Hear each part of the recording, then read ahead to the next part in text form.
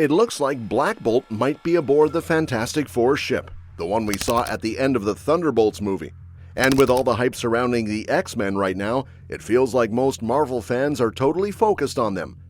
But in the middle of all that excitement, it's easy to miss how Marvel's been quietly laying the groundwork for the Inhumans too.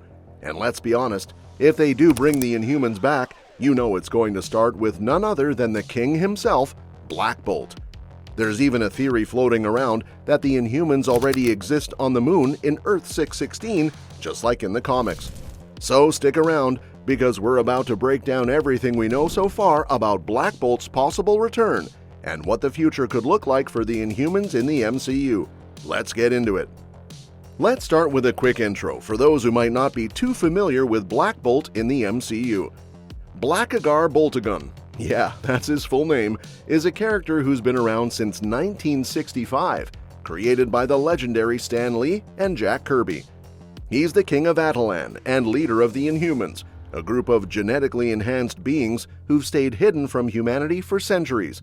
What really makes Blackbolt stand out is his voice.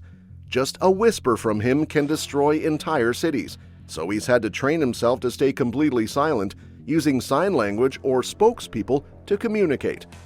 In the MCU, Anson Mount brought the character to life, first in the 2017 Inhumans TV series and later in Doctor Strange in the Multiverse of Madness.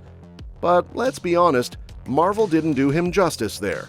His brief appearance was cut short pretty brutally by Wanda, and that version of Blackbolt never got the spotlight he truly deserved. Even though he's had a few great moments in the comics, like his 2017 solo series and the Darkhold Blackbolt one-shot in 2021, the MCU hasn't really let him shine just yet. And a big part of that has to do with how badly the Inhumans show flopped. It was widely criticized for poor storytelling and awkward character decisions, and Marvel seemed to want to sweep it under the rug completely. According to MCU, The Reign of Marvel Studios, there were even specific instructions to avoid any connection to that show, like not using Hawaii as a location for Eternals because of its ties to Inhumans. That's how serious they were about keeping it separate. But then, out of nowhere, Anson Mount's Blackbolt popped up in Multiverse of Madness as a member of the Illuminati. And while fans were excited to see him again, the way he was taken out left a lot of people wondering if that was Marvel's final farewell to the Inhumans. Still, things may be shifting. Marvel's focus is reportedly moving away from Kang and toward Doctor Doom, and Avengers Doomsday could lead directly into Secret Wars. That might just open the door for the Inhumans to return, possibly from another universe, ready to step into the fight. It would make sense too. The MCU has already been hinting at alternate realities with characters like the Fantastic Four and mutants like Wolverine and Professor X showing up. And with Earth 616 now established as the main timeline, the idea that the Inhumans have been living on the moon, just like in the comics, isn't far-fetched. Their secret city Attilan, hidden in the moon's blue area, could be revealed as part of the bigger cosmic story Marvel is building. And if Marvel really wants to course-correct from the 2017 misstep, they could reboot the entire team with a new cast, maybe even recasting Blackbolt or bringing in a variant with a more developed arc. A solo Blackbolt film could be a great way to reintroduce the character and give fans a deeper look at his world, powers, and the responsibility he carries as king. There's also an interesting possibility tied to Moon Knight. Since Mark Spector serves the Egyptian moon god Khonshu, and the Inhumans are based on the moon, there's a chance their paths could cross. It would be a surprising but cool way to link two very different parts of the MCU through one shared setting, the moon. Maybe Khonshu knows about Attilan. Maybe he's even protected it in secret. Whatever happens, it's clear Marvel has a bunch of options if they decide to give the Inhumans another chance. And honestly, it feels like the time is right. So when you look at where things are headed, it's clear that the Fantastic Four aren't just rejoining the spotlight, they're dragging it with them. That kind of buzz doesn't stay contained, and it's already spilling over into other corners of Marvel lore that have been gathering dust. One of the biggest potential beneficiaries? The Inhumans. It might sound surprising considering how long they've been sidelined, but the timing actually lines up perfectly. With the Fantastic Four prepping for a massive debut in First Steps and a new comic run dropping right before it, they're the ideal bridge to reintroduce the Inhumans in a way that feels earned and exciting. Because it's not just about digging up the past, it's about doing it right. The Inhumans have always had a deep, sometimes complicated connection with the Fantastic Four.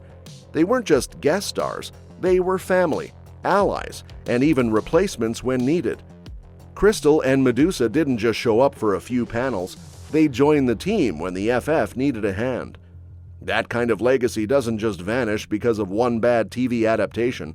It's just been waiting for the right moment to resurface, and it seems like that moment might finally be here. Even though the Inhumans show was critically panned and left fans disappointed, that failure shouldn't define the characters forever. Marvel Comics already started planting seeds for a comeback with storylines like Death of the Inhumans, which was brutal but opened the door for a reboot. And now, with Jonathan Hickman steering the ship in his upcoming Imperial series, that door might be swinging wide open. Hickman has a reputation for taking dusty or damaged franchises and turning them into something completely fresh and compelling. Just look at what he did with the X-Men in House of X. So, it makes sense to think that if anyone's going to restore the Inhumans' place in Marvel's hierarchy, it's Hickman. His new series, Imperial, already hints at a massive shift in Marvel's cosmic landscape. There's a looming mystery surrounding the death of cosmic leaders, and Hickman's style practically begs for a twist involving old players with something to prove. The Inhumans would be a perfect fit, especially if they're reintroduced not just as heroes or victims, but as wild cards. That sort of unpredictable energy is exactly what makes space-based Marvel stories so intriguing. But even if they're not front and center right away, just being part of the Imperial story at all would be a major step in the right direction.